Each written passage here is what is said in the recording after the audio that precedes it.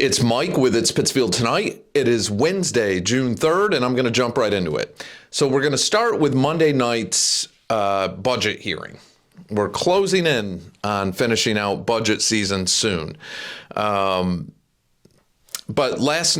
this past Monday, went over a couple ones. The Pittsfield Police Department budget took up most of the meeting, and then the Pittsfield Fire Department, and then Department of Public Services. So not a lot of excitement at this one. What most of you know and has been being talked about, I don't know, the whole 10 years I've done this, is that we are short officers on the Pittsfield Police Department. There are some in the pipeline, I guess, that are in the academy right now and will be coming into training shortly, I believe. But we are short officers. Chief Madalena did mention a few important things. He did say that they were focusing some patrols on North Street. They're trying to do that 4 days a week. Unfortunately, that is with overtime due to the short staffing. That's one that, again, because the chief keeps saying how safe North Street is. He also always finishes that with, I understand public perception, and that's really what matters. It's not a matter of crime statistics on North Street. Go to any city, go to any downtown. Officers walking the beat is normal. It creates safety. It creates a sense of assurity in people as far as, being able to safely navigate dining, nightlife, that kind of thing. But anyway, we don't have regular beats, but they're trying to do 4 days a week. I don't know when, what times. He didn't specify that. He said when they could. I don't think there are any certain times that officers are walking the beat, but they are trying to focus on that. And I think that's important. I do think, and he did say that they were clamping down on e-bikes, that was a different issue. Bicycles on the sidewalk and all that is a huge issue. The layout of North Street is a huge issue, all that. But for the most part, the only thing that was really discussed was the Ward 1 city councilor, Kenny Warren, wanted to remove the Shotspotter system. It's $200,000, something like that, maybe a little more than that, $200,000 a year to keep Shotspotter going. And he had a lot of good information. I do know that I've looked into that heavily throughout the past few years, and I agree with a lot of the things that Councilor Warren was saying. There's a lot of concerns with Shotspotter and its effectiveness, and it's expensive. There's a lot of communities that got rid of it, not just in Massachusetts, nationwide. So there's privacy concerns, there's the effectiveness of it, all that. The chief seems to say that he believes it's an effective tool. It helps them respond quicker in a lot of situations where maybe people wouldn't call 911 or wouldn't make those phone calls to say that they heard gunshots. So it did not, I shouldn't say obviously, but it did not pass. If it did, you guys would have already heard about it. But Kenny Warren was the only one who voted in favor of eliminating that from the budget. It's, like I said, it's about $200,000. And I don't think he was looking to take that money away from the PPD.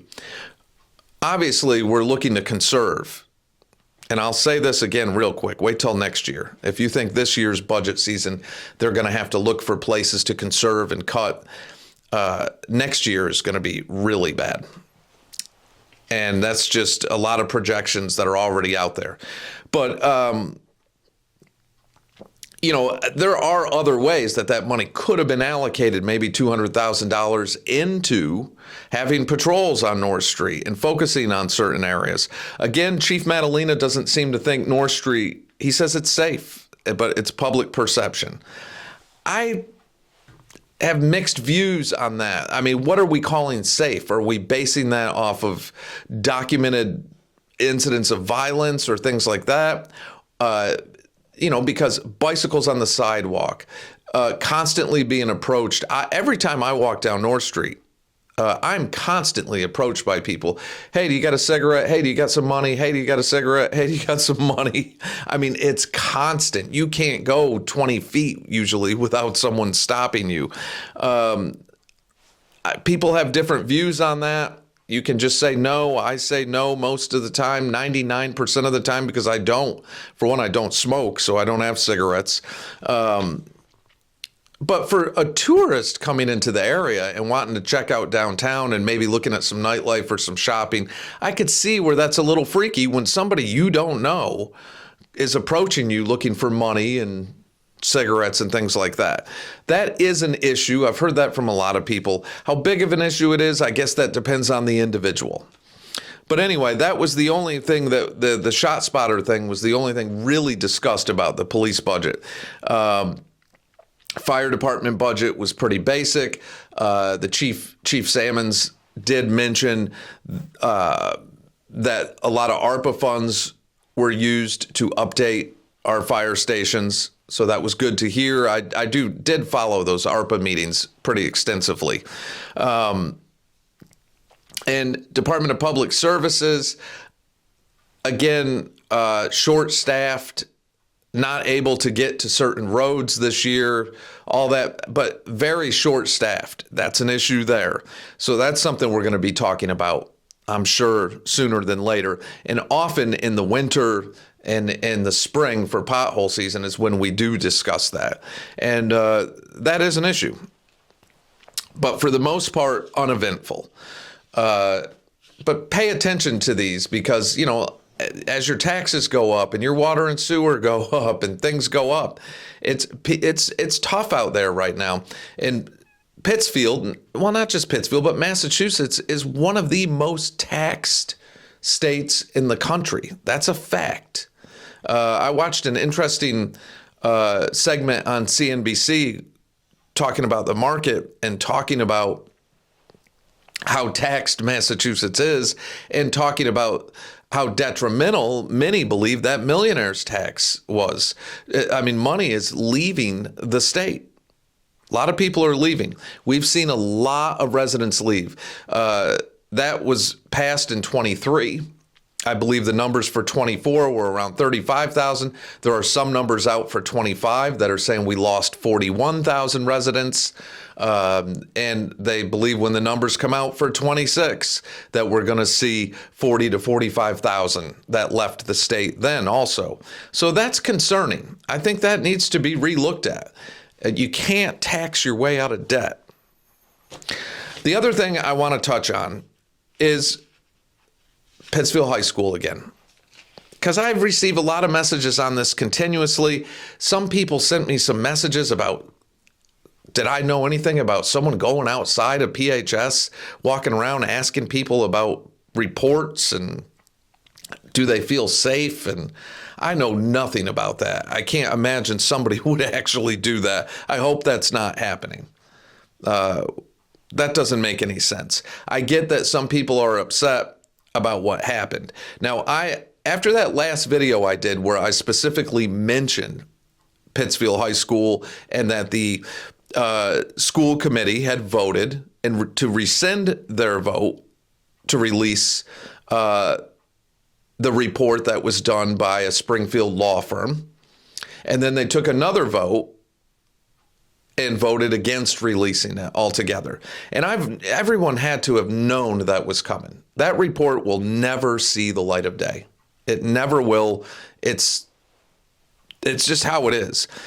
But so on that video, somebody made a comment, okay, about believing the general public was stupid for wanting to see that report because it was a personnel issue and it was a personal matter between HR and the employees.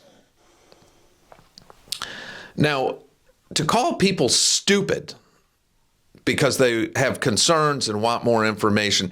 And the part that bothered me about that the most was some of the people who liked that post, including a former member and chair of the Pittsfield School Committee. And I thought, really, you're going to call people stupid for being upset about this? And now you're saying, well, it's a personnel issue. It shouldn't even.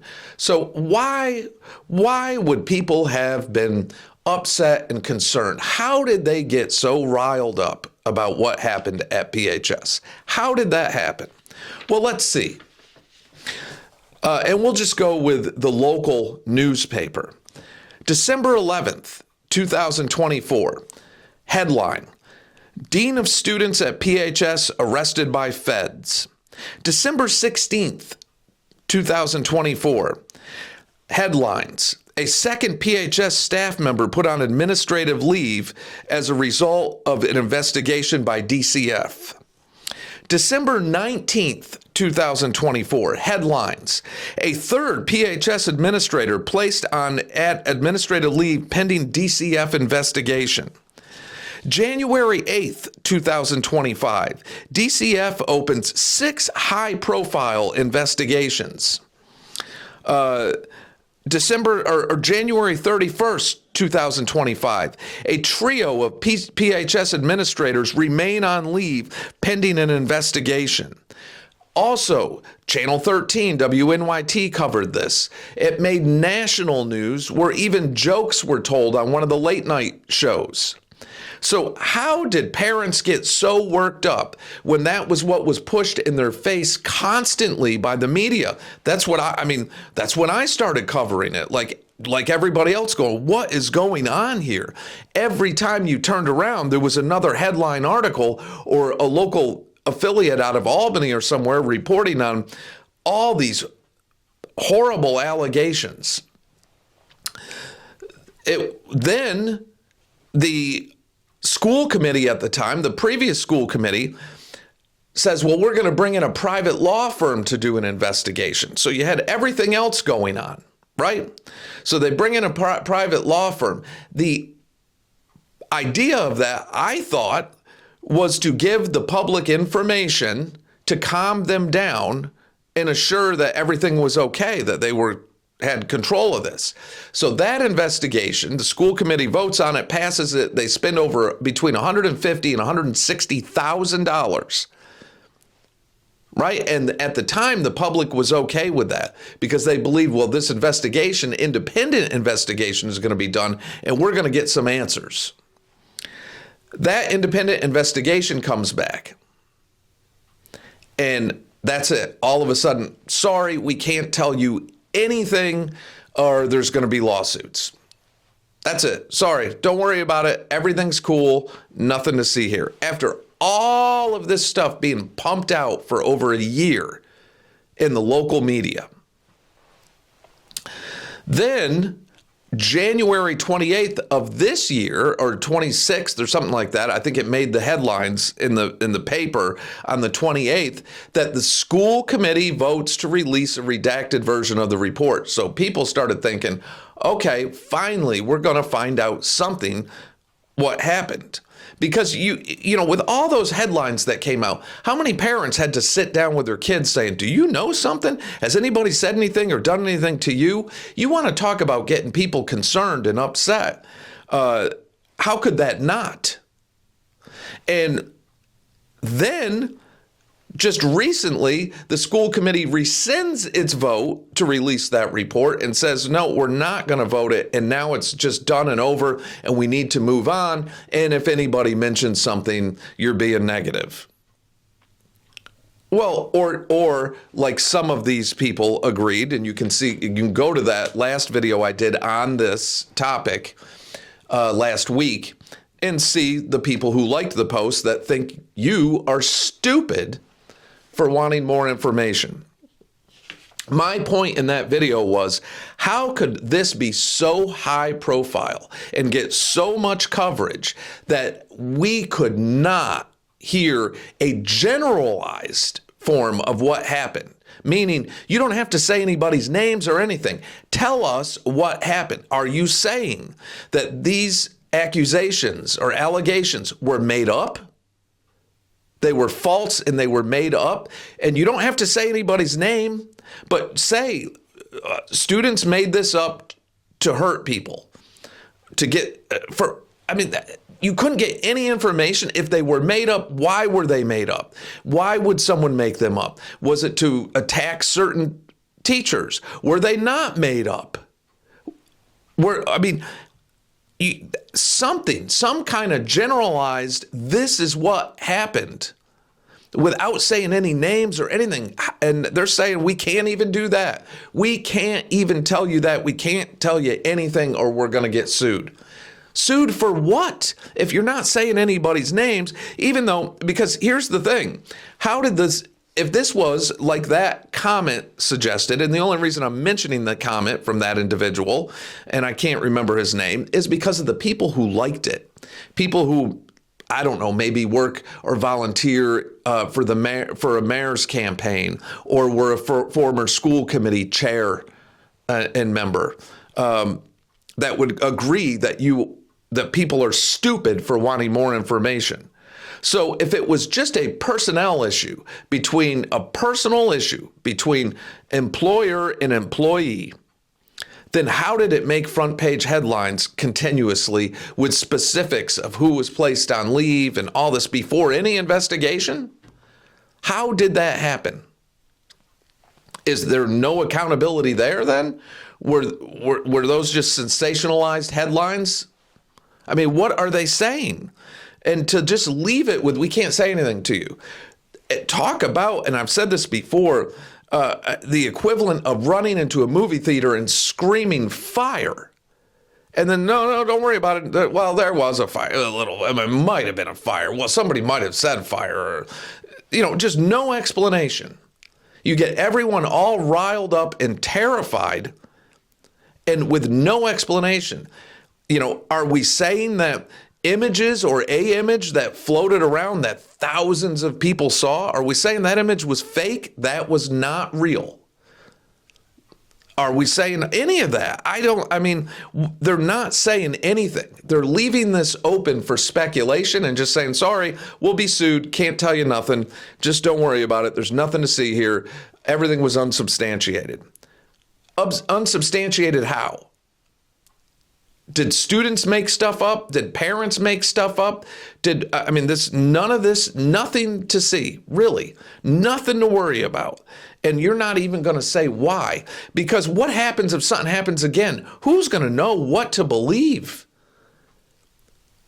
Will anyone know what to believe? Will anybody understand anything if something comes to the forefront again? I don't get it. And that's the part of it I don't get. Now, someone messaged me about someone showing up at the school, talking crazy stuff about a report, actually outside of the school, yelling stuff at teachers or staff or students or something. I don't know anything about that. I hope nobody's doing anything that ridiculous. What point does that serve? I really hope nothing like that is going on. That's just craziness if somebody is doing that. I don't know anything about that or who's doing that. I don't want to know. So I did get a couple people message me on that. I don't know. Maybe just somebody pulling a prank, or I don't know. I don't know. But that's insanity that somebody would even. I don't know what that would accomplish. What does this have to do with any of that? This has to do with the school committee. So if you're out there and you have questions, show up to one of the school committee member meetings, sign up for public speaking, and say what you got to say. The school committee was the one who was in charge of this. Don't go showing up at PHS trying to yell stuff about reports to random people at school. To me, that seems like harassment of people. Why would you do that? And that's not a good image. That's not a good look. And I hope somebody isn't yelling out crazy accusations like that with students and stuff around. Don't do that. But anyway, That part is why I think people are so upset. You have to tell them something. And it amazes me that a general, this kind of thing happened. This is, if it's unsubstantiated, this is why it was unsubstantiated. We understand the concerns, but this is why, and we're going to do our best to make sure nothing like this ever happens again. And if something legitimate comes forward, it will be investigated and blah, blah, blah. I just, it's being handled in a way that it's like, don't worry about it, nothing to see. HR, everybody did a great job. Well, if that's the case, then why did we take this route? Why did we hire law firms, and why was DCF brought in, and all the other things, the FBI coming in there for alleged drug dealing by a dean of students and everything else? That's just insanity that so much could happen. And now it's just anybody who wants more information, you're just stupid. Wow. So to the person who commented that, I can't believe you would really think that. And to some of the people who liked that, highly disappointed that that's what you think of your fellow residents, who are, most of them, just parents who are concerned. And how can you blame them? So, not trying to be negative, but again, I don't know. That's done and over with. It's done and over with. It isn't going to go anywhere. But that is it for now. Pay attention to everything. Pay attention to these, the budget season. It's coming to an end. Then you'll have your city council meeting, the final one, going over everything, and it'll be the final approval. And I'm sure there'll be some final things that are discussed to get that budget approved. That there always are every year. So, but pay attention, take care of yourselves, take care of each other, get out and enjoy the weather if you can, and I'll catch you all in the next day or two.